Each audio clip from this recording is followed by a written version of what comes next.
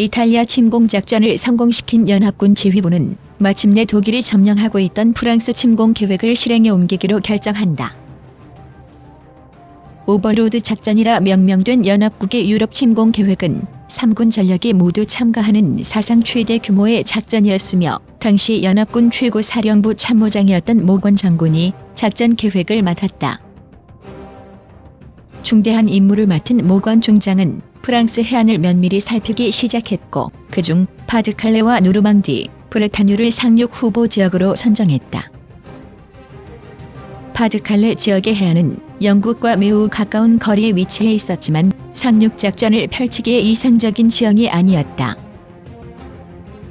게다가 이곳 파드칼레가 연합군의 상륙 거점이 될 것이라고 예상한 독일군이 대규모 병력을 집중 배치하면서 가장 두터운 방어선이 형성되어 있었다.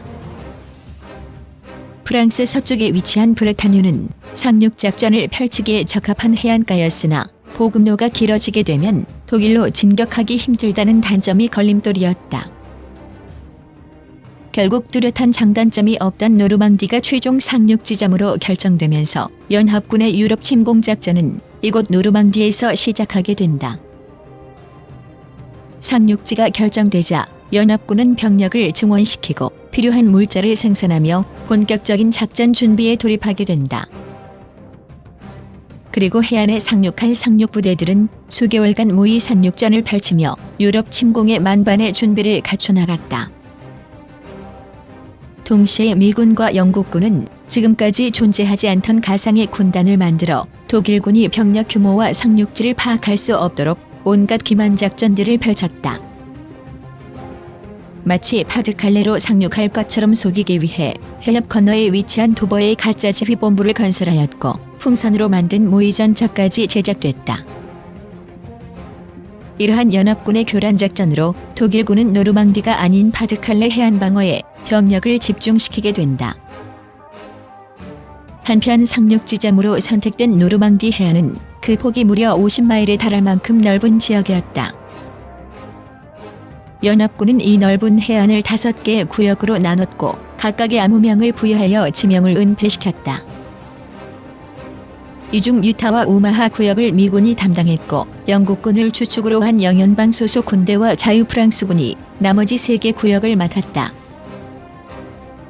이렇게 연합군이 상륙전을 위한 준비를 하나씩 갖춰가는 사이 사령부에서 정한 디데이 날도 점점 다가오고 있었다.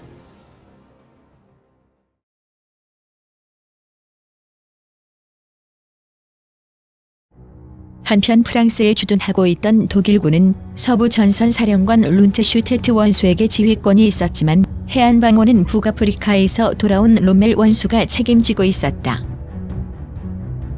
독일은 영국 본토 항공전을 실패한 후 프랑스 해안에 각종 벙커와 방어 요새를 건설하여 무려 3,860km에 이르는 대서양 방벽을 만들어둔 상태였다.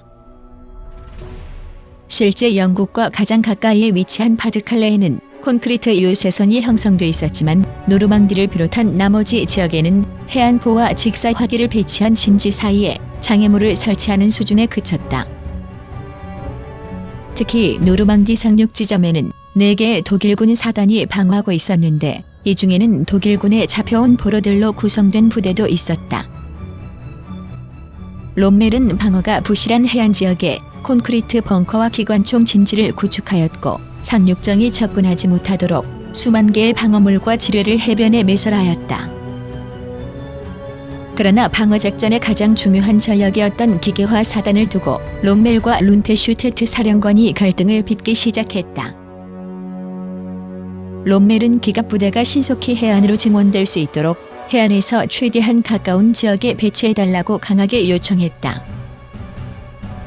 그러나 룬트슈테트 사령관은 오히려 기갑 전력을 내륙에 배치시켜야 한다고 주장했으며 육지에서 싸우는 게 더 나은 전략이라고 반박했다.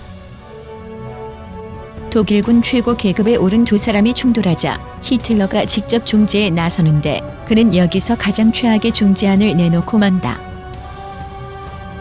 해안 방어를 책임지고 있던 롬멜에게는 겨우 3개 기갑사단만 지휘하게 해주었고 나머지 기갑사단들은 예비대로 구분하여 자신이 직접 상황을 판단하고 투입하겠다는 헛소리를 내놓은 것이다.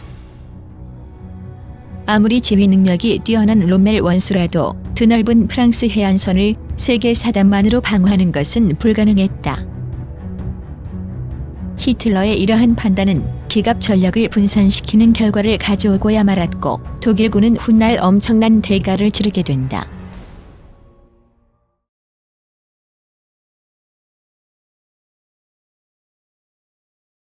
노르망디 상륙작전이 성공하기 위해서는 독일 해군의 접근을 사전에 차단시킬 필요가 있었다.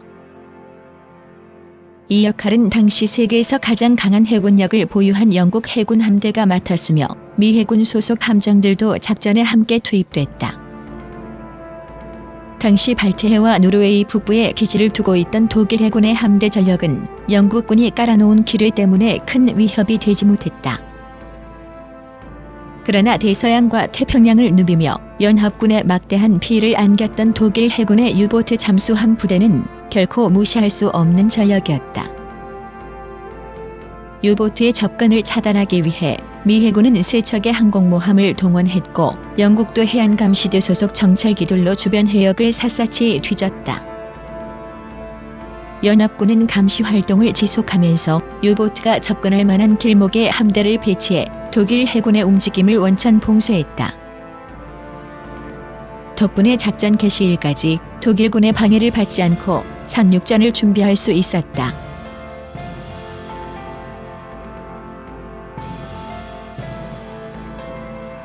연합군 총사령관 아이젠하워 장군은 상륙 준비가 다소 지체되자 작전 개시일을 1944년 6월 5일로 연기시켰다.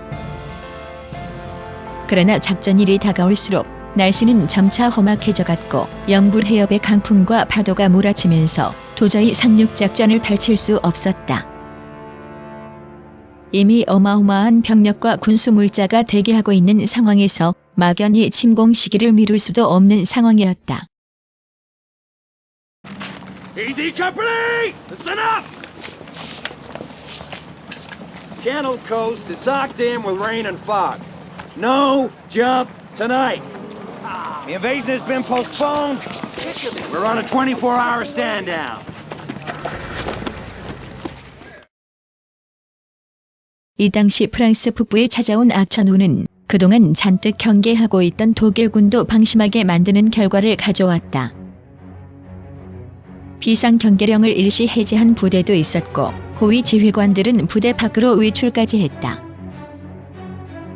심지어 해안선 방어 책임자였던 롬멜 원수는 아내의 생일 축하를 위해 독일에 위치한 집으로 귀가한 상태였다. 독일군이 방심하고 있는 사이 6일날 바람이 소강 상태를 보일 것이라는 기상보고를 접한 아이젠하워 장군은 6일 새벽에 작전을 강행하는 것으로 회심의 결단을 내렸다. 마침내 프랑스 북부와 파리를 탈환하는 오버로드 작전이 시작되고 그 서막을 알린 것은 공수부대들이었다. 노르망디 서쪽과 동쪽에 위치한 주요 거점을 확보하고 측면에서 접근하는 독일군의 반격을 차단하기 위한 대규모 공수작전을 준비한 것이다. 이 공수작전에 투입된 4개국 공수부대들은 유타 해안 서쪽에 위치한 브레타뉴 지역과 동쪽 방향에 있는 강부군으로 투입될 예정이었다. 공수작전의 첫 번째 주자는 유타 해안의 후방 침투를 맡은 미 101 공수사단이었으며 미 82 공수사단이 그 뒤를 이었다. 1944년 6월 5일 영국 본토에 위치한 비행장에서 공수부대를 실은 수송기들이 일제히 프랑스로 향하기 시작했다. 13,000명에 달하는 병력을 공수시키기 위해 1,400개의 C-47 수송기가 동원됐다. 그러나 야간 공수작전의 효율성은 그다지 좋지 못했다. 강한 바람이 불어 넓은 지역에 뿌려진 병력의 대다수는 밤새 부대를 찾아다녀야 했고 13,000명이었던 미 공수사단은 24시간 만에 4,500명으로 줄어 있었다. 낙하에 성공한 병사들은 소속에 관계없이 임시분대를 구성해 작전을 펼쳤고 결국 노르망디에 상륙한 연합군 최초로 프랑스 도시를 해방시킨다. 한편 영국과 캐나다 공수부대원들은 노르망디 동쪽에 위치한 오른강 다리를 점거하기 위해 글라이더 강화를 시도했다. 오른강은 향후 연합군이 독일로 진격하기 위해 반드시 확보해야 할 요충지였다.